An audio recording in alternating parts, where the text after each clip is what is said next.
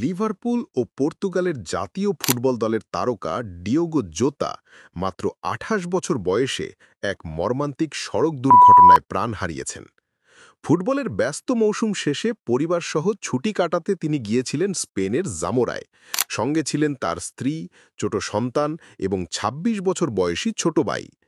নতুন মৌসুম শুরুর আগে একটু বিশ্রাম ও মানসিক প্রশান্তির উদ্দেশ্যেই ছিল এই সফর। তবে সেই ছুটির মুহূর্তই কাল হয়ে দাঁড়ায়।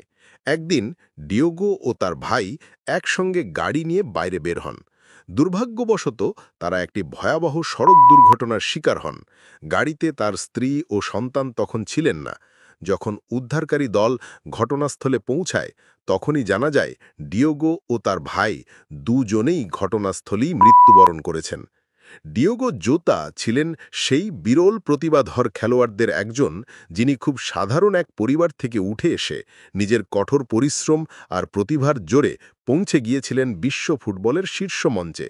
পর্তুগাল জাতীয় দলের জার্সি গায়ে জড়ানো থেকে শুরু করে ইংলিশ ক্লাব লিভারপুলের হয়ে দুর্দান্ত পারফরম্যান্স সবই ছিল তার ক্যারিয়ারের উজ্জ্বল পালক।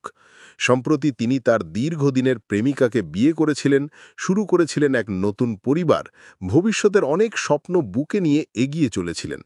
কিন্তু জীবন বড় নিষ্ঠুর। কখন কোথায় কিভাবে থেমে যাবে তা কেউ জানে না। ডিয়েগো জোতার অকাল মৃত্যু শুধু ফুটবল বিশ্ব নয়, কোটি ভক্তের হৃদয় ভেঙে দিয়েছে।